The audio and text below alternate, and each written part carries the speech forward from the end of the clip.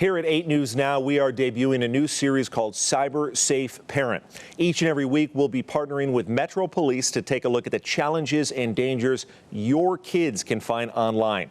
This week, we'd like to tell you about Metro's special unit, the Internet Crimes Against Children Task Force. Joining me now is Detective Sean Taylor, as well as Scott Miller. And gentlemen, what exactly does the task force do? What is your main purpose, if you will? Well, the Internet Crimes Against Children Task Force is part of Metro's Sex Crimes Unit. And we investigate crimes that are of child exploitation online. And this includes crimes of child pornography, as well as luring or soliciting a minor for purposes of some type of sexual-based crime.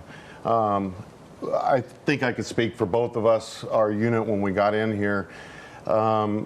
It's a tough unit to, I guess, digest the material for what we see, and it's important though. We both do it for the kids, our love for the kids, and that's why we joined the unit. It's tough stuff, but it's noble and virtuous what you're doing, because you're trying to keep the kids of the Valley safe. And what are we talking about? I mean, how young, parents watching, how young are kids targeted in this day and age? Kids are targeted, that we're seeing, is between 8 and 14 years of age by the predators that are online.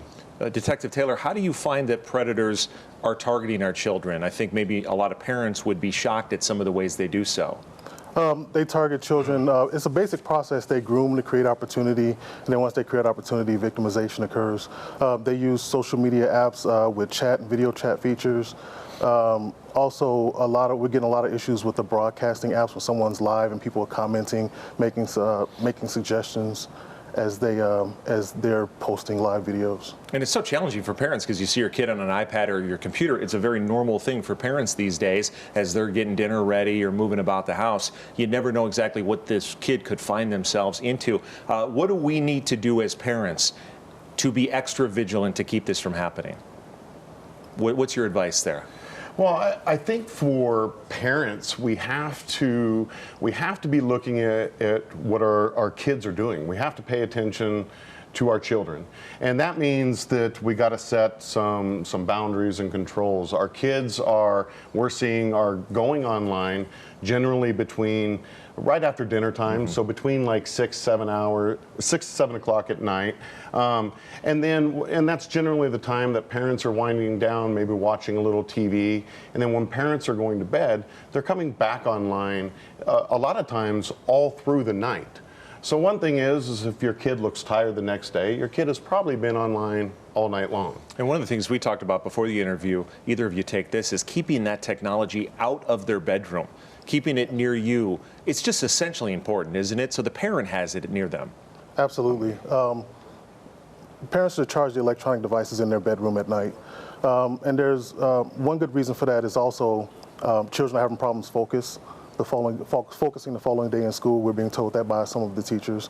Also, when a predator or a cyberbully or someone that should be contacting your child in the middle of the night does so, you'll get that notification versus your child, and your child is in a less vulnerable position.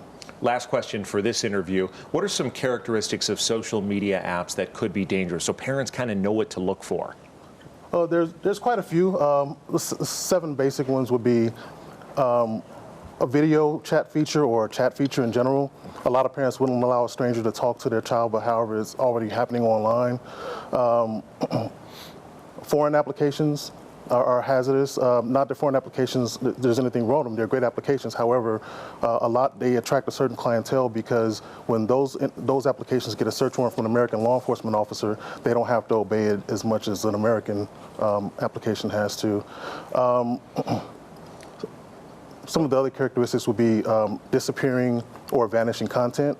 If someone thinks content will disappear quickly, that will attract certain clientele, making certain types of contact with your child. Encryption is also a bad thing. I'll tell you what, Detective Taylor and Detective Miller, I have about 100 follow-up questions, and we have a lot of future interviews, and we're going to work through all this with a fine-tooth comb. But thank you for your time today, and we look forward to many future segments and interviews. And again, you can see this not only on 8 News Now, but on our website, LasVegasNow.com.